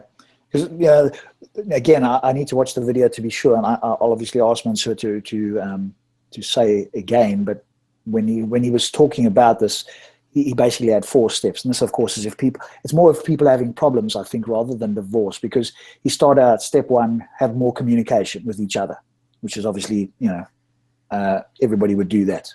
Presumably, you'd want to communicate with your partner, and then step 2 is get family involved. And then step 3 is, I think, go to the Sharia court. And then step 4 is get a divorce or something like that. Yeah, that's okay. Yeah, that is basically it. And like I said, it depends a little bit on where you are and what kind of a Sharia area you're in. Because remember that as a Muslim, even if you go to a forum, even if you're in the UK, they will ask, are you Shafi? Are you what madhab are you in? Because if you're Hanafi or Hanbali, it's a different story. Right, okay. So maybe he also needs to clarify, instead of trying to make it again, maybe because he's speaking to people unlike yourself who know all of these different things, he just gives a global view where perhaps there is specific views for, specific No, there's nothing parts. Specific. No. There is nothing ever in Islam is specific. It's always vague, ambiguous, and general. You can always get away around it. So there's no such thing as, oops, I had something stuck in my throat. There's nothing ever that is like 100% fixed, and this is the way that you do it, and that's the end of the story. There's always something that you can get around it. And then, this is always the caveat. Maybe I make mistakes, but God doesn't. Or Allah knows best. I don't. So I'm just the stupid human, and therefore I can mistakes. This is the way that they normally get around everything. Yes. We're sort of non-perfect beings, and so obviously we can easily make mistakes, but the message is perfect. Although, that sort of does beg the question, if the perfect message was delivered to a non-perfect being, for him to then deliver on again, how do we know it's kept perfect? He could have been forgetful from the time he went to the cave until the time he spoke to his followers. So, anybody can forget something. Exactly. So how can a perfect message be imperfect? No, be imperfectly understood by somebody who is the intended recipient of that message. Yes, yeah. And obviously intended for a small group of people who can speak Arabic. Ancient Arabic. Yeah. The messages are quite contradictory. For example, Allah claims that He is the most powerful, all powerful, not most, all powerful. And then there are several hadiths which says that an evil eye can cancel the divine decree. So it's not, all powerful, has some exceptions. I agree with you. I think all powerful is an incoherent term, particularly if you ask questions like, can Allah or can God die, cease to exist? Can He create another God more powerful than Him? Can he do things that are, well, those aren't logically impossible, but they are logically impossible things. So can He do everything? I'm 99% sure that every religious person say no. He can't create another being more powerful than Him. He can't cease to exist. He's got certain limitations. So I think the omnipotence is just a non-starter. I am like, the answers to these questions, they will tell you they don't know, only Allah knows better. But when there are contradictions within the Islamic text, on one side it says all powerful, then there is exceptions. An evil eye can contain his power. It's all in one book. Yeah, that's for me personally, the whole thing of I don't know. Well, then why would you claim it? Because it's in a book. Now, when we examine the book, I'm fine with somebody saying I don't know. What I'm not fine with is them saying I don't know, but I'm going to still proclaim this as truth. That's problematic. Yeah, but the cop out then is he can do anything he wants. or anything which is inside or within his character, which is so stupid because it then contradicts exactly what the claim is. Yes, and of course there's only certain traits that they appear to know, and when you bring up other traits that, potentially an all, or an immensely powerful being would have, then they don't accept that. So being omnipresent, his knowledge is omnipresent, but he's not. Explain that to me. How on earth can your knowledge be omnipresent, but you're not? Surely knowledge is in some way part of God, in which case it's part of his essence. So his essence is either everywhere or it's not. How can your knowledge, as we understand it, be everywhere? Explain that to me. Well, he's outside but knows everything. Yeah, but they claim that his knowledge is omnipresent. That's the only thing. When you heard Muhammad, he was going, because I went, he's omnipresent, meaning even if I accept what that means is outside of the universe, he's everywhere outside the universe. He's not in one spot, he's everywhere. But he says, Well, no. Is there any verse or hadith that says he's omnipresent? Like, I haven't actually heard in Quran or hadith that Allah is omnipresent. I haven't really heard it. Oh no, well, not omnipresent in the way I mean. Again, you can tell me whether Muhammad is correct there by saying his knowledge is omnipresent. His knowledge is everywhere. That's what he seemed to suggest when I brought that up. I don't think it says that. It only says that he's all-knowing. Even remember, he lives in the seventh heaven. Yeah, but there's a difference between all-knowing and your knowledge being everywhere, i.e. being at every possible place, let's call it. Or are they conflating the two and going all-knowing equals being knowledgeable all over, everywhere? Well, he's given a book of guidance. These areas, I don't know if it really says that Allah is omnipresent or his knowledge is everywhere. Like he's got a book that he sent a messenger to convey. See, my problem, which you guys are experts in the small details, I'm not even by the small details. I find the concept incoherent. So to go to a book before I've dealt with the supposed deity that created the book, for me is I have to then accept that the deity exists. So I'm still at the deity level of trying to make that or understand that from a coherent point of view. Exactly. And the intention was that the knowledge that God had is being distributed everywhere. This is what Muhammad tried to say to people. Right. But the point is, I'm following the discussion a little bit in the chat, where this is part of Sharia, where you are not allowed, for example, to make music, to paint faces, to do any of those things. And they're absolute nonsense. These are human creations, human inventions, human ways of taking some really vague sentences in the Quran and making something of something that is not there. Like the Quran says, avoid idle talk. Now, what does that mean? It means that you shouldn't talk shit. What they do from this is, well, if you are to avoid idle talk, which means you are not supposed to do or say anything that distracts you from prayer. Singing, music, and other leisure activities distract you from praying, so these are prohibited. And there'll be people who will suggest that singing actually brings them closer to their deity. Exactly. This is what what are these Jews called? The Hasidic Jews. They go crazy. Oy vey. I love this music. And they do exactly this. They're saying it brings us closer. Then you have the drums, which with their rhythm, aids spirituality because it gets you to some sort of a trance state. Of course, but this is what Sharia does. It takes some stupid words like avoid idle talk and makes a big deal out of this. It's stupid. The same thing with alcohol. Avoid anything that like clouds or covers your brain. And from this they go whatever is like any intoxicant like alcohol is prohibited. You're not even allowed to touch it. It's crazy what Sharia makes of stupid little sentences. Yeah, but music is very specific in the hadiths. It talks specifically that it says that Muhammad, I was ordered to destroy the musical instruments. Several hadiths which is against music. It's very clear in the hadiths. And Of also course. the painting. And Yeah, also but these the are painting, human. the Yeah, very- but this is human interpretation. I didn't know that the Jews mustn't listen to women singing, so it's only allowed for.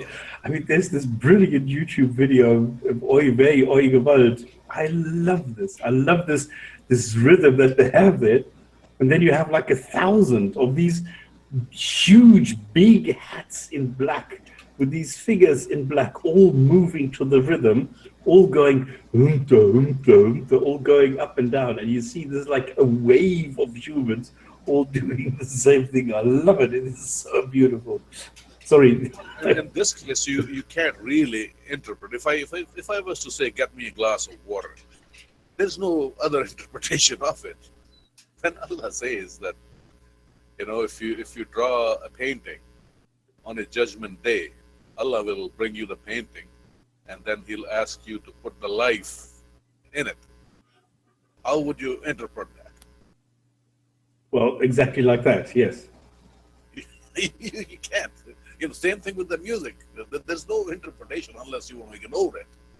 Yeah, but I mean, does the Quran say anywhere, in even mentioning, even hint at the fact that men should be circumcised? Nothing. Absolutely nothing. There is not even a hint at this. And yet, That's in the Hadith, though. In the Hadiths. but this is exactly my point. How can you have the Hadiths contradicting what the Quran says? How can the Hadiths invent something that the Quran does not say? If this would be important for a God, I mean, he would have put it in the Quran, don't you think? Oh, absolutely, absolutely. But that's what Islam is. I mean, if you deny Hadiths, you're not a Muslim. Well, then you're a Shia, yeah. No, I mean, even Sunnis, even if they're, they have their own Hadiths. Yes. They Okay. also- This was a joke. Yeah, it is. Yeah, it's absolutely astonishing for me that you can create sentences where you say this is what God intended, but He didn't say so. He didn't really say that. I just think this is what He wanted us to do, and everybody fucking does it. This is absolutely amazing. Women cutting off pieces of their clitoris because of some obscure sentences saying when the circumcised part meets the circumcised part. And that's all you have. That's all you have. These are the few words which are the cause for millions of women going and mutilating themselves.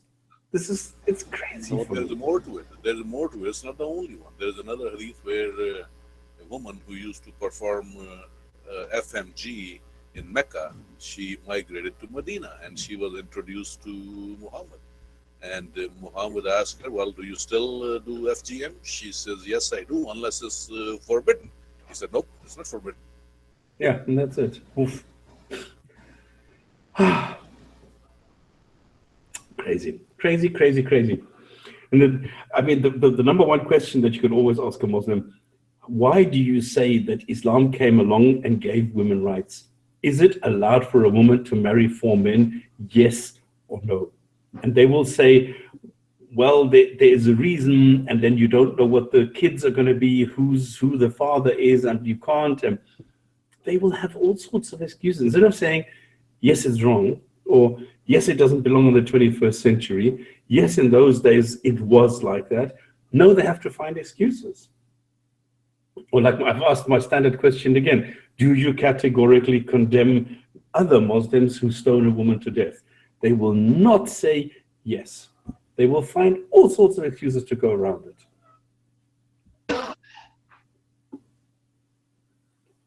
Did That's kinda thunder crazy. just explode or what? Can you go further down? Quick one for you. I had somebody in chat asking me to explain, which I just pointed him to the the Wikipedia thing about the 7 heavens. You know, the heavens and the earth were split asunder, and he wants me to give him a long exegesis, as what I understand for that. Can you give the exegesis so I can just point him to this video? It would be a lot easier, because obviously they pull out this verse and attempt to say that it replicates the Big Bang, which obviously I feel it doesn't do anything like that. So maybe you can give us your understanding of, you know, the heavens and the earth were split asunder, and was that 7 heavens, and was that originally a Mesopotamian belief that was taken on by the Arabs? Well, you did a good job explaining that. Number one, heaven is not heaven, and the sky is not heaven, and heaven is not the universe. Well, they claim that the heaven means everything outside of the earth. When you look up, that's the heaven, and that includes everything in the visible universe. So you made some with beads Yeah, as but well. then but the one doesn't match the other, because then if you go, why is there then a firmament which has no cracks? How can you have Oh, brilliant. the sun running in an orbit and the stars below the sun? This doesn't make sense, the whole thing. And now, was it cloven asunder, or was it joined? Because there are two different versions in the Quran. One says, yes, he split them, and the other one said, will you come together? Okay, I'm not So aware which of is that it? one. They always point to the one where the heaven and the earth was cloven asunder, Why? Why would they do that? because they want to match that with the Big Bang. Okay, so why not? What about the other one then? Well, that's conveniently not brought up at all. No, the other one only says after he created the earth, Okay. and Correct. everything was created, and there was earth and smoke. Amazing. I'm assuming it's saying clouds. He told them to come together willingly or unwillingly, and they came together. But leave that aside. Go to the other, the clove asunder. Okay, if they claim that this is what points out to Big Bang, well then let's stick with the Big Bang. Yeah. According to Qur'an, Allah created first. He created the earth and then a whole bunch of things, and after he created sun and the moons and the whole stars. Well, that's not inconsistent with the Big Bang. Either you can believe in the Big Bang of Quran, or you can believe Big Bang in science. Okay. Well. They don't go together. You have to change one. Well, I agree with that. They obviously claim, no, it does, and attempt to go to lengths to try and explain this. And it just looks foolish from my point of view. It's like you're trying to explain, post hoc reasoning afterwards. Generally, when only one person I had this argument over the internet, I said, okay, I accept that it's the Big Bang. Then explain the creation here, because sun, moon, and stars, they all came later. Exactly. Rob, could you mute your mic, because a lot of times the phone is coming through. Cheers. Sorry. There's somebody on the other side here, close by to me, that's speaking. So Yeah. Because if you are talking, it doesn't come through. But when your microphone is on nothing, when you are not saying anything, it amplifies it. I'm with you. The thing is that if you look at the concept, if you say 7 heavens, okay, what is heaven number 1? What is heaven number 2? Well, then come on, let's specify this. Why would you need 7 heavens? And then people realize, well, you can't really. Then they realize, well, 7 stands for many. And why is it seven heavens? Well, actually, no, it's many universes. So what God is pointing to here is a sign towards the multiverse. So you have different ways of looking at this, and the claims get like really, it's crazy what you are getting if you try and nail them down to it. Well, if it's 7 heavens, tell me what is heaven number 4, and they will not be able to answer that question. But if it says, if it is the Big Bang, why is Earth being mentioned in connection with the Big Bang? You can't have Earth anywhere near the Big Bang. It's 10 billion years, wrong. You can't. There's a huge gap there. So you can't have Earth and the Big Bang mentioned at the same time, regardless of how many heavens you have. Sometimes they just bypass. Yes, carry on. Because you asked where this comes from, maybe from Mesopotamia. The 7. Yes. It came from Mesopotamia, but the Greeks had that. Probably the Nordic in Europe, Nordic cults, and then people had that, and it goes back also to China. In general, it means the 5 planets they saw with the naked eye in dark sky, meaning Venus, Mercury, Saturn, Jupiter, and Mars. And and then the moon and the sun. Sometimes, depends on the region, the stars you see behind was counted with the sun, etc. And then you get to the 7 numbers. So it comes from all the culture. This is 7 heavens. That's naked eye planets. Not all naked eye planets, because Uranus and Neptune, you can't see those planets with the naked eye. They were discovered in the 18th century, I think. It is Mars, Mercury, Venus, Saturn, and Jupiter, and then the moon, and the rest of the sky, of the seeing of the stars, of the firmament, however you want to call it. So it is not a new concept. That's the point to make out. Yeah, and they also, some people, some of the Muslims have just bypassed the 7 heavens and just say the heavens. So the heavens and the earth, forgetting the 7 heavens, they just go the heavens and the earth were cloven asunder. The heavens meaning the universe. They equate the heavens somehow to the universe. And I always point out, of course, well, nobody knew that galaxies existed prior to about 1920, when they were able to see outside of our, galaxy. So, that only came in later. So you're talking about stars. What are you talking about? But somehow they equate the heavens with the entire universe, even though at that stage, all they could see was the stars in our own galaxy. Yeah, but it needs to be a miracle. So that's the way, yeah. That's the way they try and argue this, even though it makes absolutely no sense. Yeah, and people ask me, well, why do you carry on with this, Rob? Because you talk about it a lot. Because every single time I go there and I speak to somebody, it invariably gets back to the beginning of the universe. And that's why we end up there all the time. If they stop talking about the universe, I wouldn't have to talk about it. Talk about evolution, talk about other things. It gets back to the beginning of, well, how did that happen? How did the Big Bang happen? So it always gets back to this. So it's like a circle. And that's why I keep having to talk about this, because they keep bringing it up. You can bring up any subject, and if you push hard enough, you'll get back to the beginning of the universe. Well, I always see 3 things. I see the origin of the universe, origin of life, and origin of consciousness. Those are the 3 things that you normally see. The things where I will say, I don't know. And that's it. If Correct. I do not know something, I will be honest enough and say, I do not know. But they say, well, we have an explanation. No, you don't have an explanation. You have a claim, but you don't have an explanation, because there's nothing else than a claim in the Quran, and that's it. Yeah, very few of them will bring up consciousness. It's only the London Dawa crew who've, gone to try and look into the hard problem of consciousness and try and make that an atheist problem. Most other Muslims, wouldn't even dream of going there. They will ask about beginning of evolution or the beginning of the universe. Yeah, and then what? What is the beginning of the universe? Please do describe. Yeah, well, obviously created by their powerful creator, which is...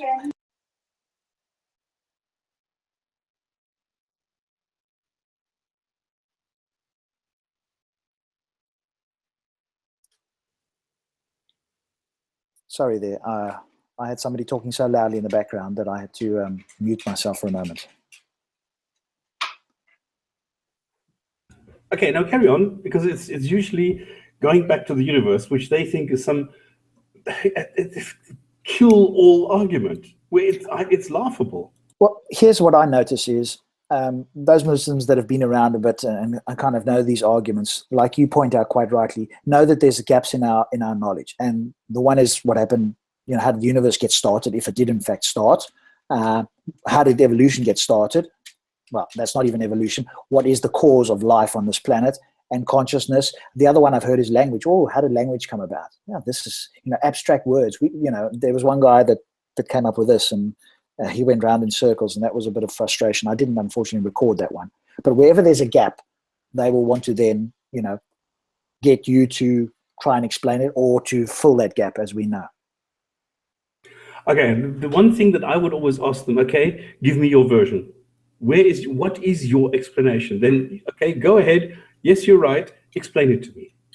That they can't do. All they can say is God did it. When we examine the how, as I've done with the beginning of the universe and their process, we get to, it's too difficult to fathom. We can't fathom this. Well, why on earth would you believe this if you can't fathom this? Why don't you just say, I don't know? but of course they can't say that. So they've got to try and find some hiding place, be it it's too difficult, be it, you know, you can't use, you know, your scientific method on outside the universe. Well, you guys started there. I didn't go make this stuff up, but I'm questioning it and I don't find it coherent. So whenever pushed, we can't fathom it, or, you know, whatever term it would be there. God is mysterious. We just don't know this. We're fallible beings. How can we possibly know this? Well, we can inquire. Can I say something to you, Rob? Go ahead, yeah. Because 2 weeks ago you sounded very, very calm, very, very distressed, very easy, and already now you sound a little bit frustrated, I would say. Just a little bit already. Not really. I mean, it's maybe a little bit in the sense that it's the same old thing, and that's supposed to convince people. And, you know, from my point of view, it can only convince the non-skeptical person who, you know, and of course, whenever this is pointed out, everybody wants to claim that they're clear thinkers and skeptical people. But of course, when this is pointed out, they don't like that. They don't want to sound like they're sheep. And so, welcome to the club. I had a conversation with somebody he didn't want to come onto this live thing. I said, come on, because you've given me this long comments here. Let's have a discussion. No, I'm too busy and all that sort of stuff. Which may be true. I'm not saying that's not the case, but he didn't want to have a conversation, which I thought would have been more useful. But gave me this long explanation. And basically at the end of it, I can't fathom it. You know, it's just beyond our comprehension. Well, I once stumped a Muslim by saying, well, I have all the explanations that you're asking for. It was actually a magic dragon. And this dragon then had in his left hand, had all the matter that was ever necessary. And in the right hand, he used to throw things. And this is how he caused the universe. And this is what he does all the time. So it builds up in his hand, and then he takes it from his left hand, and then he throws it out there, and that is then the universe. Then he goes and lights it with the fire coming from his nostrils, and then he does the nesting. It's his hobby, because he goes to work like everybody, but then in the evenings when he comes home, he has, you know, good fun creating universes. What he does though, he says, I want to see if I can create life here, which I will then harvest after I come back in a couple of million years and eat this as food. And this is where all the myths come from. So we are actually the food for the magic dragon, because we are going to hell, which is the barbecue for this dragon, and it goes to heaven, which is the entertainment area, because this is where he gets the music from. And I gave this to him with a very straight face. And he was looking at me as though I was completely mad, because I managed to come up with a story which was even more crazy than his. You should write a book. That would be a great one. Who knows? You might actually get people to believe it and start a following. But he didn't know what to say, because it was so crazy. He didn't know what to say. But I was very serious. Like I said, no, I believe something completely different. Let me show you where the truth is. And then oh yes, but I've only tried this once. Well, it doesn't how you look at it. At the end of the day, there is a Sahih Hadith between Sunnis and Shias. All of them have this common Hadith that Muhammad says, my community will be divided into 73 sects, and only one of them will end up in heaven. So your chances as a Muslim is little over 1% of ending up in heaven. You can do whatever you want to do.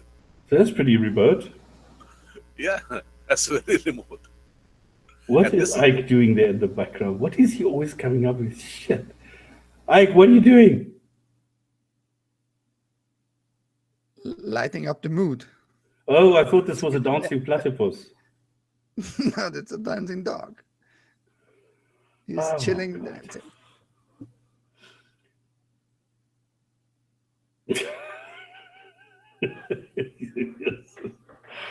Okay, guys. Let's have Alassa, you're going to do the thingy, the hadith of the week, and Ike and Rob, you're going to entertain us next week. Now, remember, everybody, if you're watching this, you can go to live.godless.ch next week. But there will be no hangout.godless.ch, And it is going to be earlier because instead of 18 p.m., it is going to be 14 p.m. UTC, okay, UCT, UTC, Universal Time Coordinated, UTC. So it's going to be 1400 p.m. UTC because we're going to stream live. If you have any questions, put them into the chat, into live.goddess.ch. I will then read them because we're going to be hooked up. This is all high-tech stuff, okay? This is stuff that people like me don't understand. This is why we have people like Ike, who are the boffins, who even know how to put dancing dogs on the Jinn&Tonic show, because dogs are loved by Muslims, and especially the white dancing type.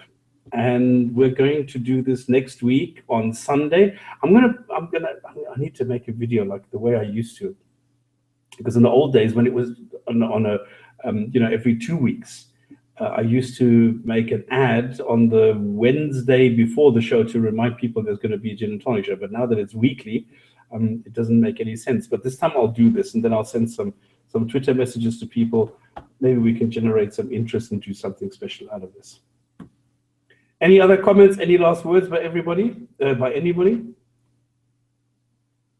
Nothing. Okay, great. Then Alasa, take it away. This is the Hadith of the week.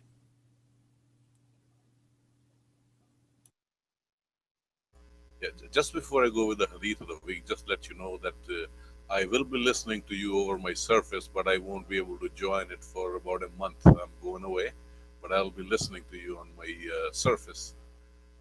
The Hadith of today has to do with the women who do tattoos and remove their facial hairs. They're not supposed to, but most of them do.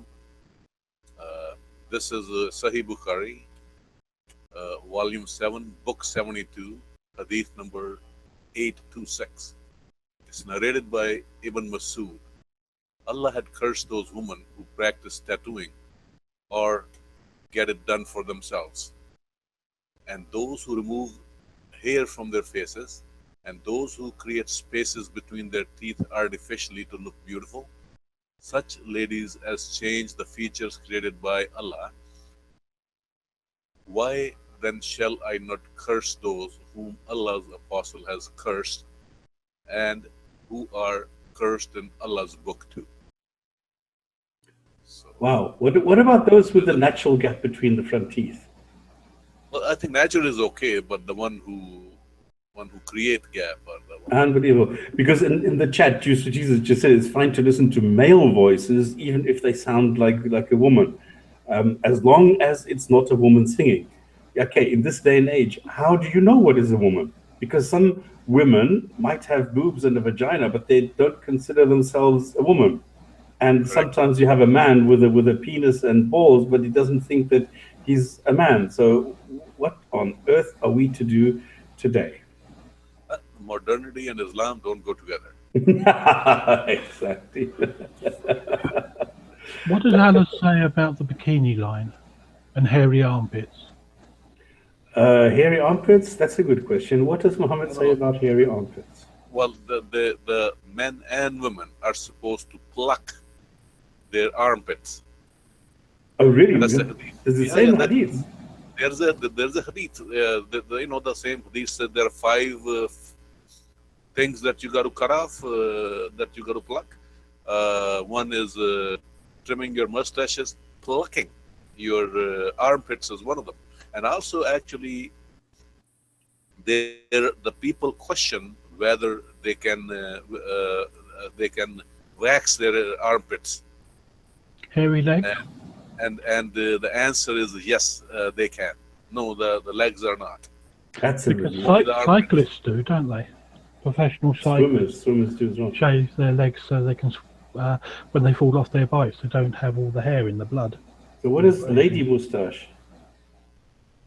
I guess they can trim if they have. That'd be lawful, halal. It's useless anyway. It's useless anyway because they have to cover themselves. So It makes you laugh, doesn't it? All these Muslims got to have beards, including the women. It's like that Monty Python sketch in The Life of Brian. Any women here? No, they're all Muslims. Oh, it is hilarious, isn't it? Oh, goodness. All right, guys, thank you very much. We're not going to prolong this artificially. Doesn't make sense. If anybody has any questions, come and ask, no problem. And if you're a Muslim, you're welcome to join. It's very easy. Just take a browser, enter godless.ch, and you will be taken to the chat where you can listen and make sure that we're not doing anything lewd or anything. We're not just bashing Muslims or something. We are talking about Islam, and we are very critical of Islam. This is absolutely true.